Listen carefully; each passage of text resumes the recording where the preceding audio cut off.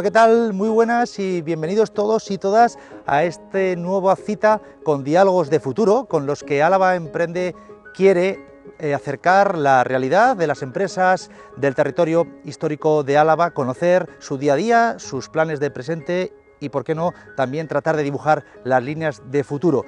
Si la anterior cita, el anterior encuentro, nos desplazamos hasta Vicaraba, en el Parque Tecnológico de Álava, para dar cuenta de una firma, de una cooperativa de referencia internacional en el ámbito de la nanotecnología, como era I+Med.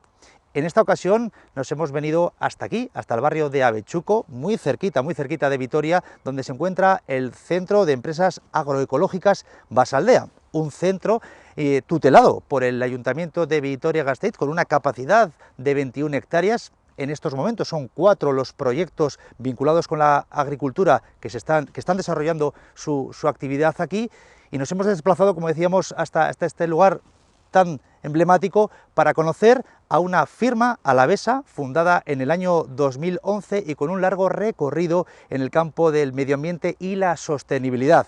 Su fundadora, oriunda de Zaragoza, pero vitoriana, podríamos decir casi de adopción, es física especializada en iluminación y astrofísica. Y para nosotros hoy, desde aquí, desde Álava Emprende, es un placer poder saludar y poder conocer un poco más en profundidad a Susana Malón, fundadora de Lumínica Ambiental. Muy buenas, Susana. Hola, Andrés. Y bienvenida placer. Y gracias por atendernos.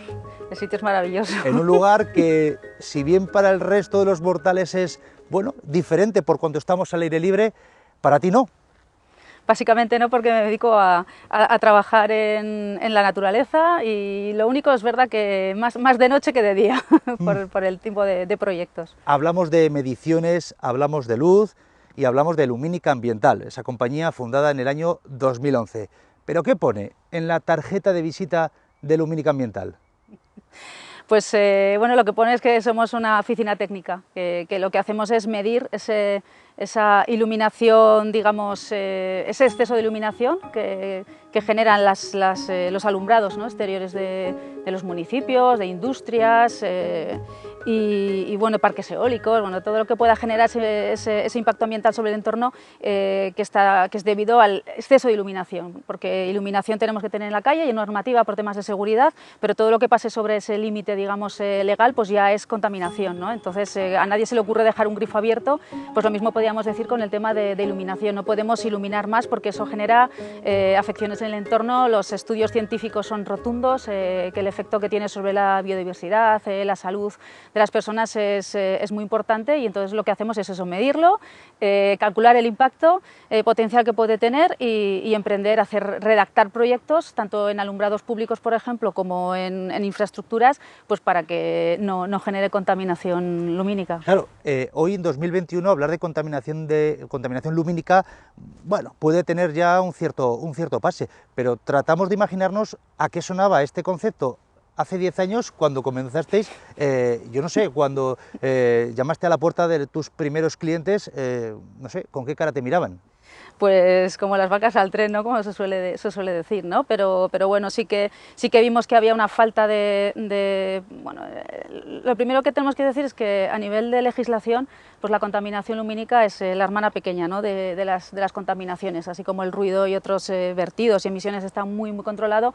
El tema de contaminación lumínica, pues prácticamente no hay mucho. Entonces, conforme hemos ido no creciendo, sino conforme hemos ido evolucionando como empresa, buscando proyectos, también hemos tenido que ir creando el camino, incluso legislación. Por eso estamos en distintos ámbitos de este tema, ¿no?, medioambiental. Con lo cual deducimos que no solo trabajáis para el ámbito privado, sino también incluso para las administraciones públicas, lógicamente las grandes, digamos, ¿no?, responsables del alumbrado urbano y de todo lo que nos estás hablando. Eso es, desde administración pública, como puede ser un ayuntamiento, desde pequeño a grande, diputaciones, comunidades autónomas o el Consell, hasta, yo qué sé, lo último de lo más chulo, digamos, que hemos hecho, que más nos parece interesante y que ahora sí que es verdad que se está empezando a hacer muchísimo, son estudios de impacto ambiental de distintos tipos de infraestructuras, y la última ha sido, pues, o de las últimas ha sido el parque temático Puy du Fou en Toledo, ¿no? Que es un parque francés. El de París, pues, es de los más visitados del mundo, creo que el segundo, y aquí en Toledo han hecho uno y necesitaban un estudio de impacto ambiental para tener acceso a la licencia, y había una parte lumínica que no la tenían controlada, y evidentemente ahí es donde hemos entrado nosotros.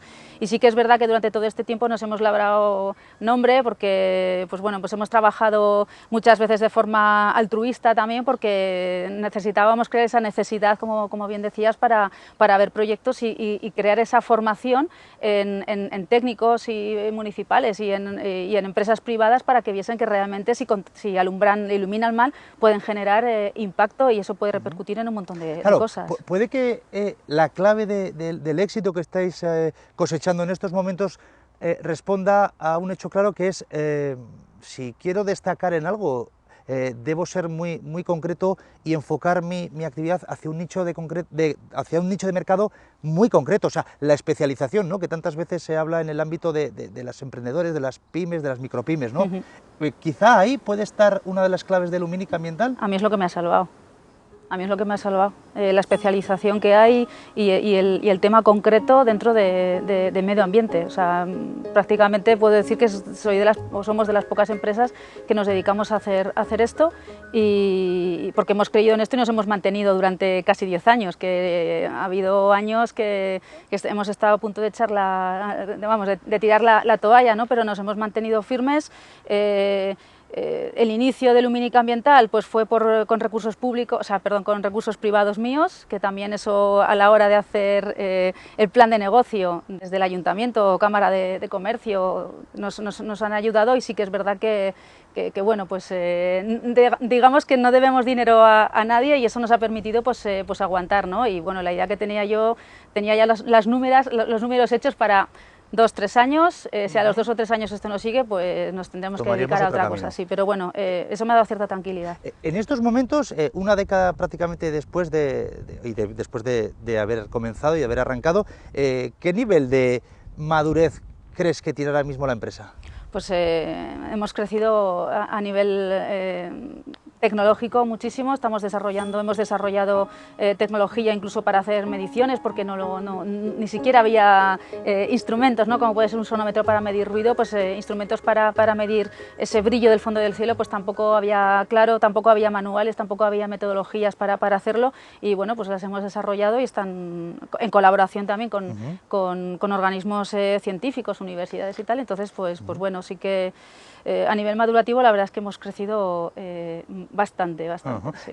Hay una cuestión que es evidente, que es vosotros y tanto todos los profesionales que trabajáis en Luminic Ambiental, tratáis de, en este caso, para el ámbito privado, asesorar a determinadas empresas, y para el ámbito público exactamente lo mismo, es decir, en qué tipo de iluminación hace falta, cuánto hay que implantar y demás, ¿no? Con lo cual ahí se entiende que hay una motivación energética, una motivación, digamos, incluso económica, ¿no? Menos consumo, menos gasto, ¿no?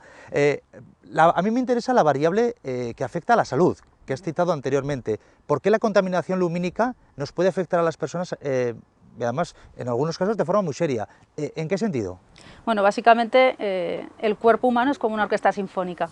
Cada órgano es como si fuese un instrumento, y cada instrumento evidentemente tiene que estar perfectamente afinado, y tiene que haber un director o directora de orquesta que es la que de alguna manera dirija, ¿no?, la sinfonía. Si cada instrumento entra, digamos, en la melodía o en la sinfonía, cuando no le toca está desafinado, o el director o directora pues no se aclara, evidentemente eso suena a ruido, no suena a melodía, ni menos a sinfonía. Entonces nuestro cuerpo más o menos funciona igual. Hay distintos órganos que segregan distintas hormonas en función de las condiciones exteriores, de luminosidad, de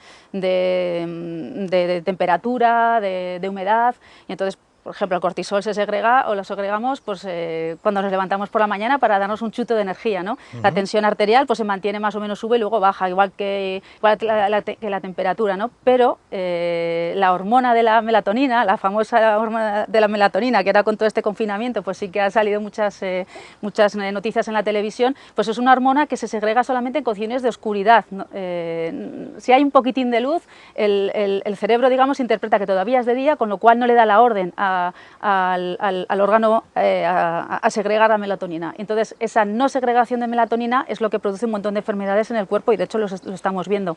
El Premio Nobel de Medicina del 2017 fue para los descubridores de los mecanismos que regulan esos ritmos circadianos, que son los ritmos de 24 horas, y donde la hormona de la melatonina es de vital importancia. Entonces, claro, cuando nos entra luz por la ventana producida por el alumbrado, por ejemplo, o por un escaparate que tenemos fuera de casa, pues eso produce luz intrusa, contaminación, y por eso hablamos de efectos sobre la salud, y hay que medirlo porque hay una legislación y en eso estamos trabajando bastantes cosas. ¿Y cómo estamos, por ejemplo, ya que estamos dirigiéndonos, bueno, fundamentalmente al pueblo y a las empresas de aquí, ¿no? Vitorianas y alavesas, pero bueno, como esto se va a ver y esto es libre y es casi como de un alcance infinito, como es el universo que tanto te gusta, ¿no? Pero ¿cómo estamos en Vitoria en cuanto a incidencia y afección de contaminación lumínica? ¿Estamos bien? ¿Podemos estar tranquilos los ciudadanos en este sentido que nos estabas hablando? Desde luego que podía ser peor, pero es que Vitoria es una ciudad pues como cualquier otra ciudad, ¿no? En el momento que hay iluminación artificial nocturna, pues hay afección, eso es inevitable. Sí que es verdad que Vitoria lleva trabajando dentro de su protocolo, digamos, o de criterios de sostenibilidad, con alumbrados que son menos nocivos. De hecho, fue el primer ayuntamiento que decidió, cuando empezó todo el tema de la tecnología LED, a limitar, digamos, el color del LED, porque cuanto más blanco es un LED, tiene más cantidad de azul, y esa cantidad de azul es lo que también afecta a la melatonina, con lo cual no solamente nos afecta a la salud un LED, por ejemplo, o una fuente de luz que sea blanca, sino que además se dispersa muchísimo más en la atmósfera y es más contaminante, ¿no? Entonces el Ayuntamiento de Vitoria fue de los primeros que dijo que, bueno, que sí, que ponía luz blanca pero cálida. Entonces eso fue un paso súper importante y se ha mantenido ahí. Sí que es verdad que las últimas, algún cambio que ha hecho con las luminarias estas tipo Vitoria, bolas, pues haya puesto luz blanca y bueno, pues eso podría ser un poco mejorable. Pero en términos generales se está haciendo bien, porque además los niveles de iluminación se están adaptando. Uno de los problemas que hay, siempre nos encontramos cuando hacemos proyectos, es que has puesto tecnología o habéis puesto tecnología LED y vemos menos.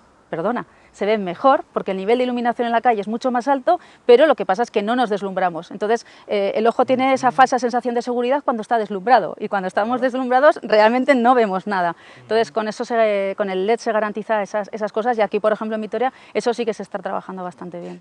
Por lo que veo, y además, vamos, destilas pasión en lo que estás trasladando. Se nota que muchas veces te habrás encontrado predicando en el desierto, ¿no? Cuando estás ahí tocando puertas, y sobre todo en el pasado, ¿no? Yo creo que la parte de la divulgación científica, que es tan importante en este caso concreto, pero y en otros también, en este caso juega también un papel importante para que todo el mundo, sobre todo los chiquis desde pequeños, también se acostumbren a mirar hacia el cielo, ¿no? Totalmente, totalmente. De hecho, yo creo que los centros educativos son el epicentro de todo lo que puede venir, ¿no?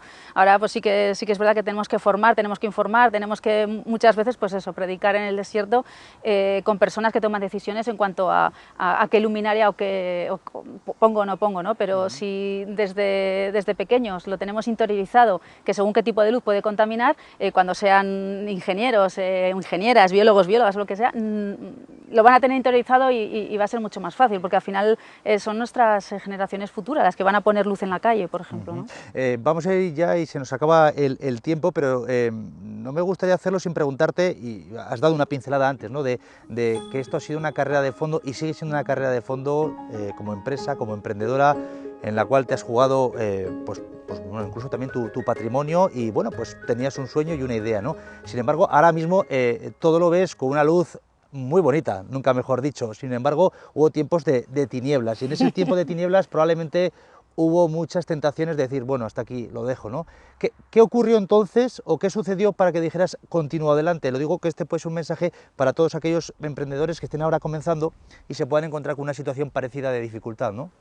Pues que es que al final acertarás una vez, pero tienes que intentar 20.000. O sea, para encestar una canasta tienes que tirar muchísimas veces y alguna vez va a entrar, pero tienes que estar totalmente convencido de que realmente ese es el camino. Y en mi caso, pues mira, posiblemente al ser maña soy un poco más cabezuda, ¿no? Y más baturra, como decimos ahí, pero bueno, es que yo lo he visto claro desde el principio, es una necesidad que hay y en el momento que haya legislación pues vamos a estar ahí bien posicionados y sí que es verdad que a pesar de la crisis que ha habido con todo el tema de las obras, ¿no? Del sector de obras y tal, y hubo un parón en todos los proyectos de alumbrado, a mí también lo que me ha salvado ha sido la especialización, como decías, ¿no? Y ahora, por ejemplo, pues llevamos ya un montón de años, casi desde el principio, hace ya unos cuantos, haciendo también certificaciones de la calidad del cielo nocturno. O sea, no solamente medimos esa contaminación lumínica que puede tener una connotación negativa y evidentemente tiene una repercusión fatal, ¿no? para muchas cosas, sino que además estamos midiendo cielos oscuros. Yo siempre digo que estoy en hoteles de 2000 estrellas, ¿no?